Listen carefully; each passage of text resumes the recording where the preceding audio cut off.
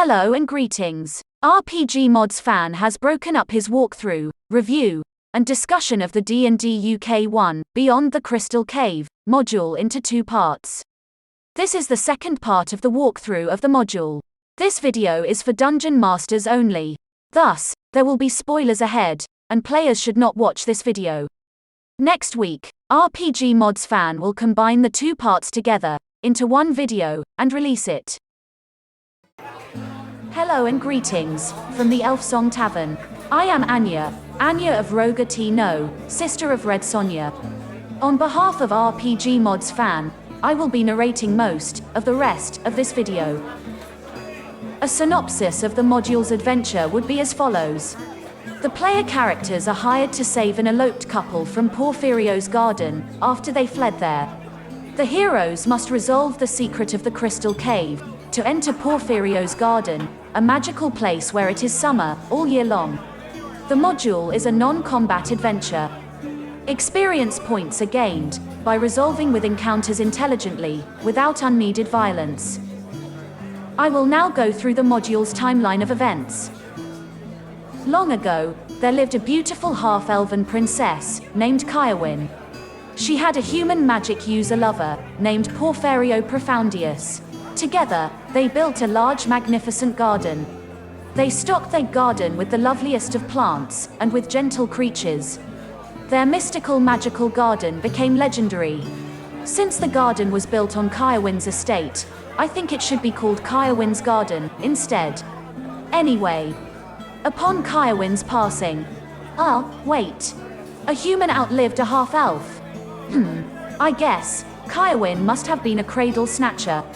Anyway, back to the story. Upon Kirby's passing, Porphyrio had her buried in a marble tomb in the midst of the garden. He then placed nasty enchantments around the garden to prevent intruders from entering and disturbing it. It is said that Porphyrio spent his remaining days in the garden. 2 years ago, Sybarite Island's governor's daughter, Juliana, eloped with a rival noble family's son, Orlando. Both Juliana's and Orlando's families were bitterly feuding with each other.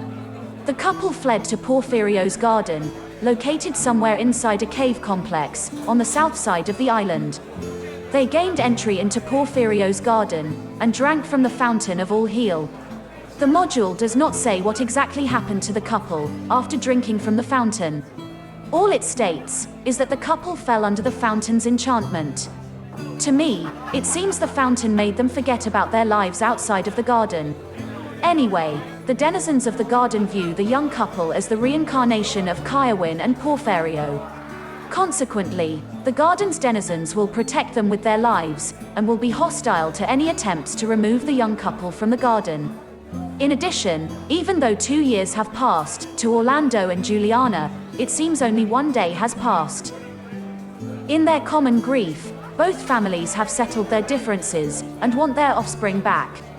Together, the families are offering 10,000 gold pieces for their rescue. The adventuring party enter and explore a cavern complex in order to find entry into Porphyrio'S Garden. The adventuring party enter Porphyrio'S Garden, explore it, search for Orlando and Juliana, and encounter many normal and fantasy woodland creatures. Orlando and Juliana are in the Palace of Spires, which is located in a parallel dimension. The adventuring party enter the palace, explore it, find Orlando and Juliana, and then brings them home. The module is split up into 3 areas. The first area is the entrance caverns. The second area is Porphyrio'S Garden. The third and final area is the Palace of Spires, which is in an alternative dimension. Porphyrio'S Garden stands on the crown of a small hill, and is surrounded by an impenetrable wall of force. However, to gain entry to the garden, one must first traverse the cave complex on the southwest side of the hill. Cavern number C2 is the Cave of Echoes. Echoes in this cavern are more intense than in the other caverns. In the middle of the cavern, written on the smooth floor, is the word, ask. When the player characters ask a question, the cavern gives gibberish answers.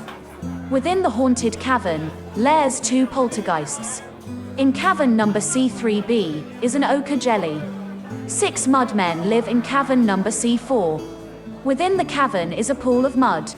Cavern number C6 is the crystal cave. Within it is a waterfall that appears quite motionless, making it look more like crystals, instead of flowing water.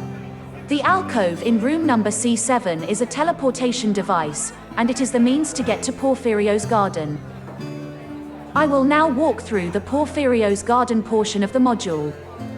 However, I like to use a color version of the map that I found on the internet.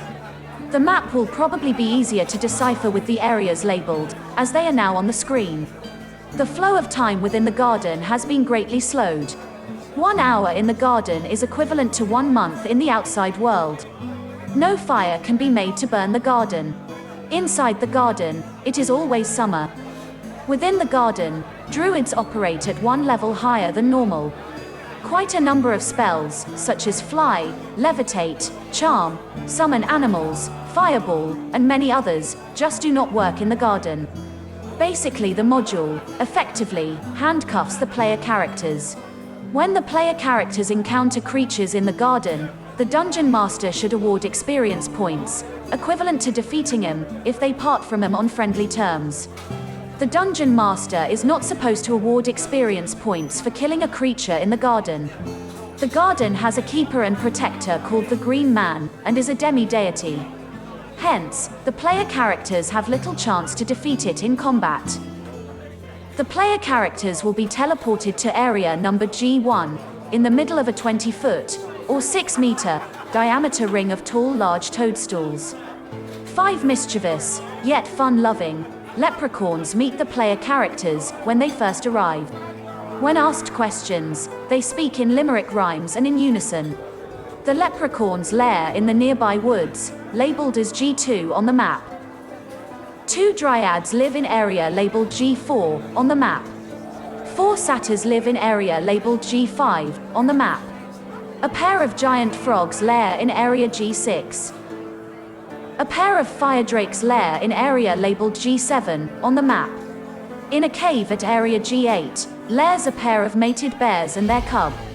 The fountain All Heal is at area G9. The waters of the fountain are highly magical, and will cure all ills and disorders.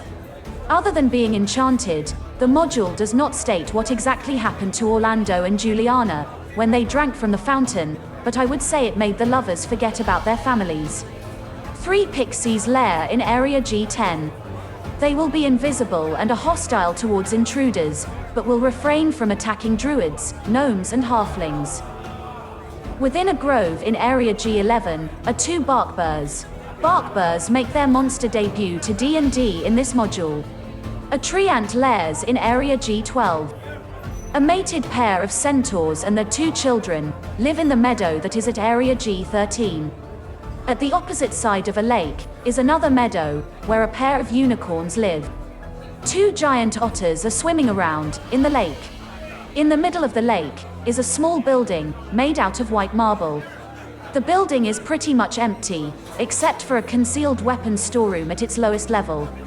The Green Man's lair is at area G18. The maze at area G19 is made out of thorn hedges, which changes patterns every time the party leaves and re-enters the maze. In its center is a sundial, which can be used to teleport to the Palace of Spires. The Palace of Spires lies in a parallel dimension. Although the palace cannot be seen from the garden can be seen from the palace. Displayed on the screen is the ground level of the Palace of Spires. The map will probably be easier to decipher, with the areas and rooms labeled, as they are now. Orlando and Juliana are in room number P6. 2 former adventurers, named Hamish and Argus, are in room number P7. Displayed on the screen is the floor above the ground level. Displayed now on the screen is the upper floor of the palace. Room number P13 is the tomb of Kirby and Porphyrio. The module is considered concluded when the adventurers persuade Orlando and Juliana to leave the garden and return to their families. So, back to you, RPGmodsFan.